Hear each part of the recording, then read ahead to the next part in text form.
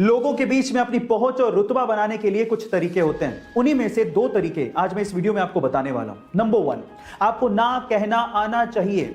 यदि आप हर किसी को हर समय हर किसी काम के लिए हां कह देते हैं तो लोग आपकी इज्जत नहीं करते। लोग उन्हीं की इज्जत करते हैं जिनकी कुछ सीमाएं होती हैं। इसीलिए ना कहना सीखिए। नंबर 2, अगर आप चाहते हैं कि लोग आपकी बात पे ध्यान दें या अपनी बात पर आप उनका ध्यान खींचना चाहते हैं तो अपनी बात को कुछ इस तरह से शुरू करें। मैं ये बात बताना तो नहीं चाहता था, लेकिन गाइस ये दोनों साइकोलॉजिकल फैक्ट आपको कैसे लगे चैट सेक्शन में जरूर लिखिएगा। बचपन से ही म्यूजिक में इंटरेस्ट की वजह से शास्त्रीय संगीत की तालीम उसे तब से ही दी गई। 18 की उम्र में उसने फेम गुरुकुल नामक एक म्यूजिक कंपटीशन में पार्टिसिपेट किया, लेकिन इतनी मेहनत के बावजूद भी वो छठे स्थान पर ही रह गया।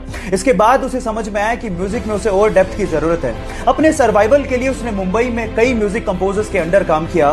फाइनली अपनी मेहनत के चलते बॉलीवुड में उसे अपना पहला ब्रेक फिर मोहब्बत सॉन्ग से मिला। फिर मोहब्बत सॉन्ग तो सबकी जुबान पे चढ़ गया, लेकिन वो सिंगर अभी भी इतना फेमस नहीं हो पाया। लेकिन उसने हार नहीं मानी। फाइनली आशिकी 2 के तुम ही हो सॉन्ग के बाद वो रातों रात सुपरस्टार बन गया। क्योंकि तुम ही हो, अब तुम ही हो, जिंदगी अब तुम ही हो। गाइस अब आप ये सोचिए कि अगर उस सिंगर ने कंपटीशन हारने के बाद हार मान ली होती तो क्या वो आज अरिजीत सिंह से द अरिजीत सिंह बन पाता? इसीलिए नेवर गिव अप। एक 16 साल का लड़का पाकिस्तान के खिलाफ उस वक्त बैटिंग करने के लिए उतरा जब भारत के 22 रन पर 4 मेन खिलाड़ी पवेलियन लौट चुके थे और उस खिलाड़ी के सामने वकार यूनिस जैसा बॉलर बॉलिंग करने के लिए खड़ा था। अचानक से वकार यूनिस का एक बाउंसर उसके नाक पे लगा तो सीधे नीचे गिरा और उसके नाक से भयंकर खून बहने लगा। फिजियोथेरेपिस्ट ने कहा कि तुम वापस चलो, रिटायर हर्ट हो जाओ, लेकिन उस खिलाड़ी ने कहा मैं खेलेगा। उसके बाद उसने उसी ओवर में 3 बाउंड्रीज मारी और एंड तक नॉट आउट रह के मैच भी बचाया। खिलाड़ियों ने उसका हौसला देखकर कहा कि भले ही इसका कद छोटा है लेकिन भविष्य में नाम बहुत बड़ा करेगा। जी हां, उसका नाम है सचिन रमेश तेंदुलकर।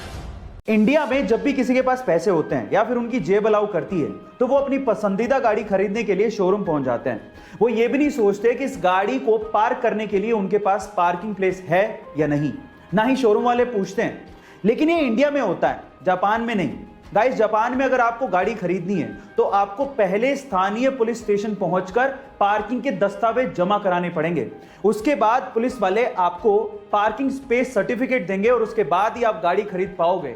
गाइस क्या आपको भी लगता है कि इंडिया में भी ऐसा कुछ होना चाहिए? चैट सेक्शन में जरूर लिखिएगा। हम लोग भावात्मक तरीके से कई बार इंग्लिश को गलत बोलते हैं। कैसे? मैं आपको एग्जांपल के साथ बताता हूं। जैसे कि अगर किसी की शादी की सालगिरह है तो उसे मैरिज एनिवर्सरी नहीं कहते, उसे वेडिंग एनिवर्सरी कहते हैं। इसी तरह से अगर आप किसी चीज को फिर से इस्तेमाल कर रहे हो तो उसे सेकंड हैंड नहीं कहते, उसे यूज्ड कहते हैं। इसी तरह से अगर कोई मर जाता है तो उसे डाइड नहीं कहते, उसे पास्ड अवे कहते हैं। इसी तरह से अगर कोई गरीब है तो उसे पुअर नहीं कहते, उसे अंडर प्रिविलेज्ड कहते हैं। और फाइनली अगर कोई मोटा है तो उसे फैट नहीं कहते, उसे फुल फिगर्ड कहते हैं। गाइस आपको इंग्लिश की ये नॉलेज कैसी लगी चैट सेक्शन में जरूर लिखिएगा। अगर किसी बोल या पत्थर को किसी ढलान पर रख दिया जाए तो वो तुरंत लुढ़क जाएगा, लेकिन चेन्नई के महाबलीपुरम में 45 डिग्री की ढलान पे एक 200 टन वजनी और 20 फीट ऊंची रोक कितने ही 100 सालों से उसी ढलान पे बिना लुढ़के वहीं के वहीं टिकी हुई है। ना जाने कैसे और इसके पीछे का क्या रहस्य है, कोई नहीं जानता।